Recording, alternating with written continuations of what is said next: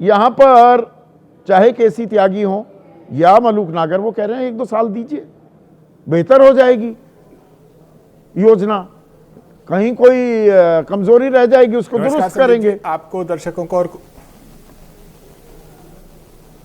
नमस्कार संदीप जी, आपको दर्शकों को और को पैनलिस्ट को, भारतीय जनता पार्टी की जो अधिकांश स्कीम है जिसको कहते हैं कि वो गरीबों के लिए है, मजदूरों के लिए है, किसानों के लिए है, छात्रों के लिए है, बेरोजगारों के लिए है, दरअसल उसका जो एक एकीकरण नाम हो सकता है वो है राम नाम सत्य है।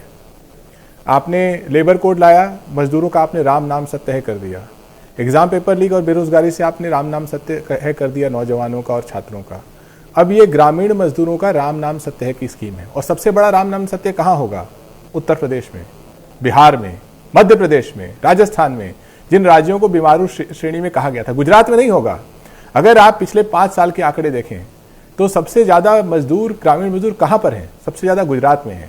शर्म आनी चाहिए गुजरात के सबसे ज्यादा उत्तर प्रदेश में है। शर्म आनी चाहिए उत्तर प्रदेश के मुख्यमंत्री को कि मुंह पर राम नाम का टेप लगा करके चुप बैठे हुए हैं, एक शब्द नहीं बोल रहे हैं।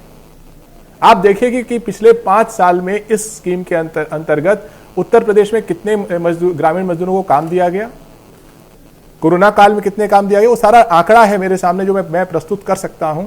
और प्रति परिवार कितने लोगों को काम मिला?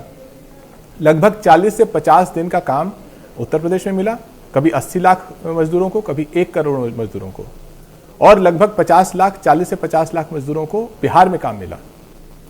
और इसके लिए उत्तर प्रदेश को पिछले 5 सालों में 30 से 40 हजार करोड़ रुपए केंद्र सरकार ने और दिए। 279 रुपए वहां पर हमें मालूम था कि कितनी दिहाड़ी मिलेगी, यहां पर दिहाड़ी का भी कोई जिक्र नहीं किया गया है जी राम जी में। अभी यही नहीं मालूम पैसे कितने मिलेंगे। बिल्कुल, ये राम नाम सत्य, ये ग्रामीण मजदूर का राम नाम सत्य है। उसे ये लोग बंधुआ मजदूर से ज्यादा कुछ नहीं समझते। भूमिहीन मजदूर को चाहते हैं कि वो उन 2 महीनों में जहां पर जो भूमिधर किसान है वो किसानी करें, उनकी बंधुआ मजदूरी करें, सरकार उनकी सहयोग नहीं करेगी। उनका जो अधिकार है उसको उन्होंने अपना अधिकार बना लिया। जो मजदूर का अधिकार था, इस स्कीम को लाने वाले धुरंधर अर्थशास्त्री लोग थे जिन्होंने जमीन पे काम किया है। अडानी और मुट्ठी भर पूंजीपतियों के लिए ये स्कीम नहीं बनाई गई थी, ये देश के बिल्कुल गरीब मजदूरों के लिए बनाई गई थी और ये कारगर रही। भूमिहीन लोग हैं, गरीब हैं, मजदूर हैं, अब वो बंधुआ मजदूर बन जाएंगे बड़ी कंपनियों के, सरकार के, क्योंकि सरकार निर्देश देगी दिल्ली से कि कहां क्या काम करना है। और आधारभूत संरचना, उसमें वेयर हाउसेस का जिक्र भी अभी आलोक शर्मा कर रहे थे। आप देखिए कि 2022-23 में उत्तर प्रदेश को लगभग 12,000 करोड़ मिले। अब क्या उत्तर प्रदेश की सरकार इसमें से 40% अपने बजट में आवंटित करेगी? उसी साल बिहार को लगभग 6,500 करोड़ मिले। क्या बिहार सरकार के पास 3,000 करोड़ या है आवंटित करने के लिए? बिहार सरकार का कोई प्रतिनिधि बता दे। तो ये इतना बड़ा धोखा उत्तर प्रदेश के हर गरीब के साथ कर रहे हैं, इतना बड़ा धोखा बिहार के हर गरीब के साथ कर रहे हैं, राजस्थान के गरीब के साथ कर रहे हैं, मध्य प्रदेश के गरीब के साथ कर रहे हैं। फायदा किसको पहुंचा रहे हैं? और यहाँ पर सवाल भी सब जो आ रहे हैं नाम बदलने को लेकर, पर दरअसल योजना और मजबूत होगी, गरीबों को काम मिलेगा। असल सवाल तो यही है, वो काम मिलेगा क्या? महेश वर्मा, 125 दिन का, 1 सेकंड, 125 दिन का काम मिल पाएगा? असल सवाल तो ये है ना। फिर राम जी का सही मायने में सम्मान भी होगा, ये जो जी राम जी आप कर रहे हैं। मूल सवाल तो ये है ना, 125 दिन काम दे देंगे?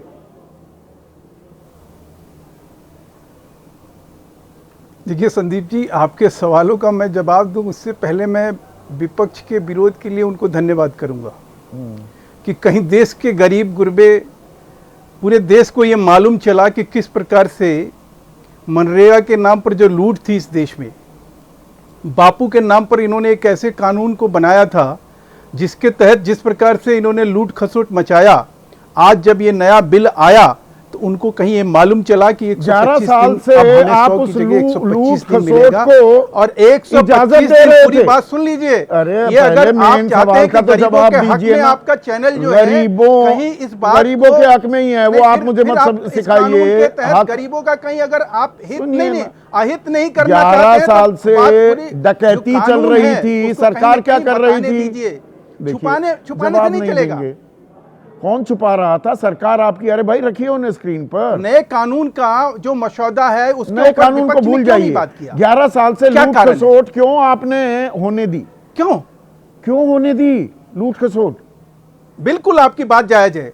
हाँ। उसका जवाब सुनिए। हाँ, सुनाइए उसका ना। जवाब सुनिए सर। हाँ। ये पूरे देश में, पूरे देश से जब कोई डाटा आता है, जो जब उसका आकलन किया जाता अच्छा, है, 11 साल लग समझ जाते में हैं। आता है कि जो मजदूर मर गया उसके नाम पर भी 11 साल लग सुनिए, गए। 11 साल नहीं, जब 20 सरकार राज्यों में आती है, डबल जब इंजन सरकार सरकार। उसके सुनिए, पहले एक कानून होता है, उस कानून को बदलने की एक प्रक्रिया होती है। आप कोई बच्चे नहीं हैं, अच्छा। आप पत्रकार हैं, आपको हम सिखा नहीं सकते हैं कि कानून कैसे बनाया जाता है और कैसे लाया जाता है। उसका पूरा आकलन होता है, 42 दिन काम दे रहे थे, अब 125 दिन दे देंगे।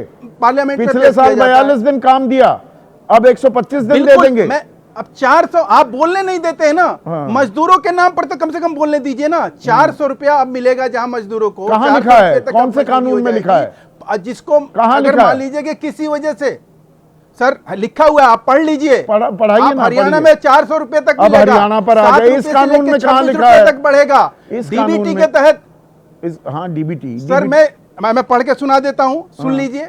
इस कानून का जो आज सर सुन विधेयक लीजिए, लोकसभा में मजदूरी पास में हुआ। बढ़ोतरी बीत वर्ष। सर मैं उसी की बात कर रहा हूं।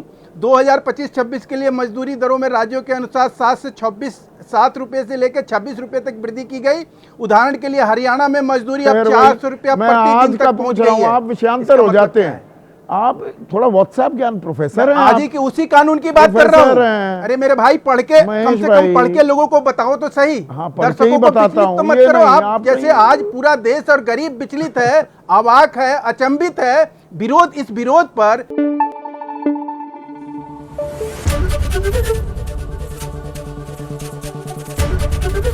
एबीपी न्यूज आपको रखे आगे।